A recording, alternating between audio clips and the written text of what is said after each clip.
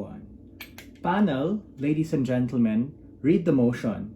It's not a prefers motion wherein it prefers civil litigation compared to another form of things like class action lawsuits and what MG tells you about alternative dispute resolutions.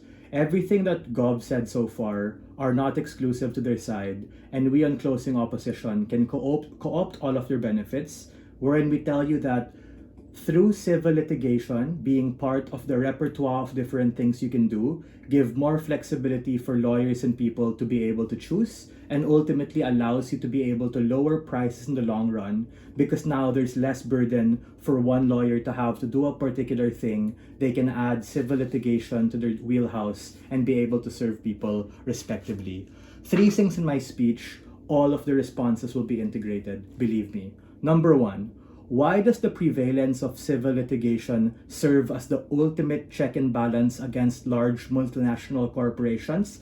And this is me directly responding in the short diagonal or the long diagonal to opening government. Number 2, why are class action lawsuits and ADRs not enough? And how are these not even exclusive inside government? And number 3, why is the prevalence of this better for the legal system and better for lawyers and better for people who want to sue these people for the bad things they've done? Number 1, a lot of what PM says is fundamentally contradictory.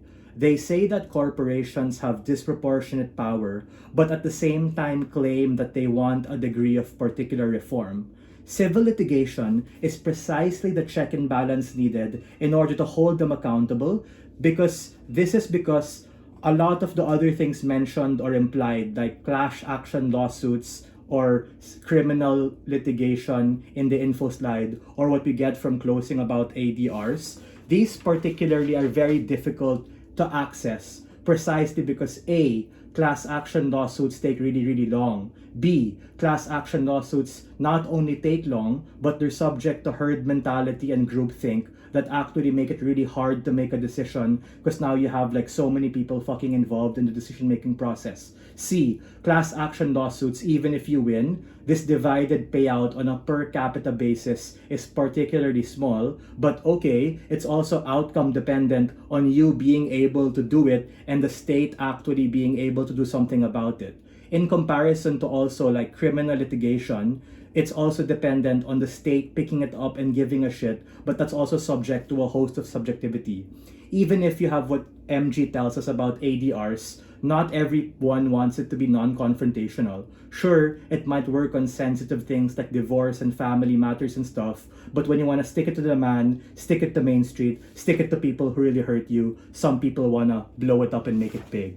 The comparative is very simple. Civil litigation uniquely allows settlements to occur that give direct reparation and, as opening says, redress that actually motivate our side of the house.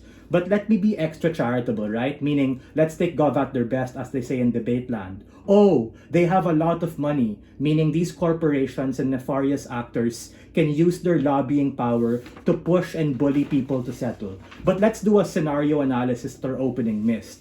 A, if you do not want to settle because you're so aggrieved and you think that it's worth more than the shit done to you, then don't settle. No one's forcing you to do it. If your lawyer's being a dick and making you settle, get a new one. You can always renegotiate and ask for more. But B, if you really need the money by virtue of having to settle, then take that money. That money has an opportunity cost, and that in and of itself becomes the reparation and redress.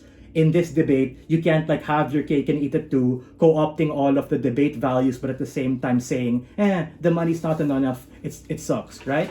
What is the comparative on opening government, and why is the counterfactual worse? The counterfactual is worse because they have limited capacities when you actually have to do things like class action lawsuits or criminal cases, or what MG tells you about ADRs, which are ultimately not exclusive to their side. These are all dependent on hope and dependent on the state and these people being able to do something about it. Opening government is largely outcome dependent on these class action lawsuits going through, which I characterized are ultimately hard given that there's so many variables involved as opposed to like doing it one-on-one. Number 2, what did Depp tell us, right? Depp said that, people are going to be bullied by large multinational corporations when they're forced to settle, and it might not be enough because there's not enough pro bono lawyers. Look at this. This is kind of cool, guys. Take a look at the second part of the info slide that everyone in the debate forgot.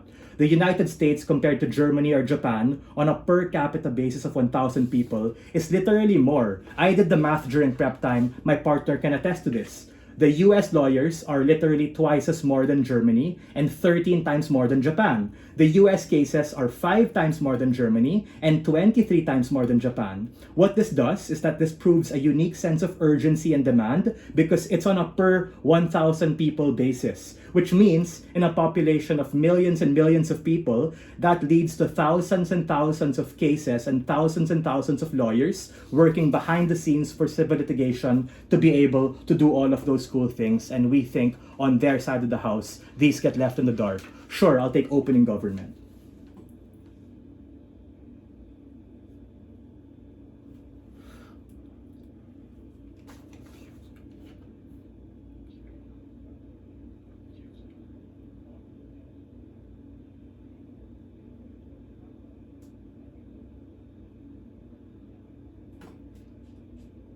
Yeah, but I'd rather have some money than no money. And the question I asked opening government earlier in the round, which until now is not answered, is what exclusive delta do you get on your side? Because if your side says, we'll do class action, or what closing says, we'll do ADRs, and what's the path of victory to that? How exactly is that somehow better? At least on our side, we're able to lobby on those fronts. Now, really quickly, right, on this like whole Theranos example, in case people didn't know, you can do both, right? You can have the people of the country or America versus Theranos, and you can also have individual people being able to be riled up and file civil cases. In fact, you can also have the ADRs. You can also have the class action lawsuits. You can have all of these things coexisting. It's not a prefers motion. When you're able to do that, that uniquely allows you to be able to push these corporations and be able to hold them accountable even if they have more money. Because on your side, you have less of an attack against them, and on our side, we're able to flip and co-opt your benefits by telling you it's another thing we can use to hold them accountable. For all these reasons, CEO's gonna win.